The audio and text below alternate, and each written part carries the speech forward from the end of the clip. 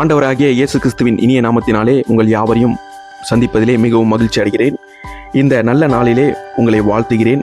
இந்த நாளில் தியானத்திற்காக நாம் தெரிந்து கொண்ட வேத பாடம் நீதிமொழிகள் 1:7.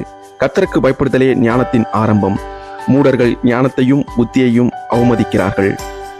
இன்றைய உலகம் கல்வி, அறிவு, அனுபவம், புத்திசாலித்தனம் இவற்றை உயர்த்தி கூறுகிறது.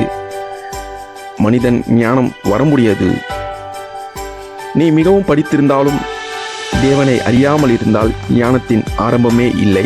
ஆம், என் அன்பு சகோதர சகோதரிகளே, இந்த உலகத்தில் அநேகர் படித்து திறமை வாய்ந்த அநேக நபர்களின் வாழ்க்கையானது ஞானத்தின் ஆரம்பம் இல்லாதபடி, தேவனின் பயம் இல்லாதபடி, ஒரு தொடக்கம் இல்லாதபடி கேள்வியாக இருக்கிற நிலையை நாம் உலகத்திலே பார்க்கிறோம். கர்த்தருக்கு பயப்படுதல் என்பது, பயம் என்பது அச்சம் அல்ல.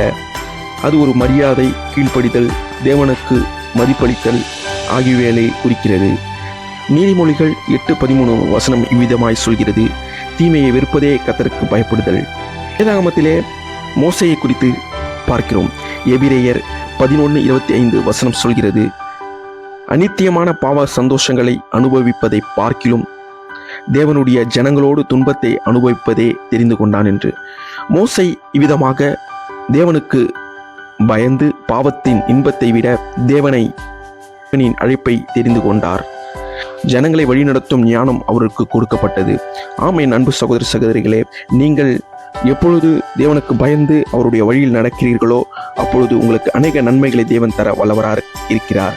சரியான தீர்மானங்களை, பாவத்திலிருந்து பாதுகாப்பு, ஆசீர்வாதமான எதிர்காலம், தேவனின் வழிநடத்துதல் ஆகியவைகளை நீங்கள் தேவனுக்கு பயந்து இருக்கும்பொழுது ஞானத்தினால் பெருகி இவ்விதமான ஆசீர்வாதங்களை நாம் பெற தேவன் கிருபை செய்கிறார். கர்த்தருக்கு பயந்து அவருடைய வழியில் நடக்கிறவன் எவனோ அவன் பாக்கியவான் என்று வேதத்திலே பார்க்கிறோம்.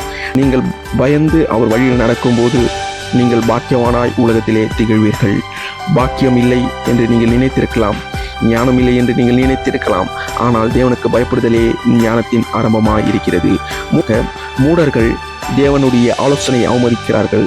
தங்களுடைய அறிவை உயர்த்துகிறார்கள். இறுதியில் இழப்பை சந்திக்கிறார்கள். தேவனை விலகி வாழும் மனிதர்கள், உலகம் சொல்வது பணம், பதவி, இன்பம், புகழ் இவையெல்லாம் தற்காலிகமானது.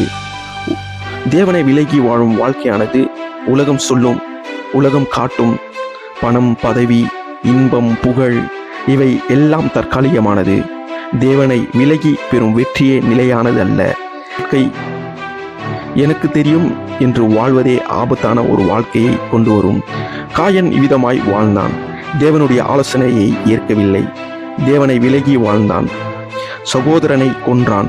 தேவனின் சன்னிதானத்தில் இருந்து விலகினான். வாழ்க்கையில் தேவனை விட்டு விலகுதல் பாவம், பிரிவினையை கொண்டு வரும். தேவனை அறியாமல் வாழும் வாழ்க்கை துவக்கமே இல்லாத பயணமாக இருக்கும். சகோதர சகோதரிகளே, கர்த்தருக்கு பயப்படுதலே ஞானத்தின் ஆரம்பமாக இருக்கிறது.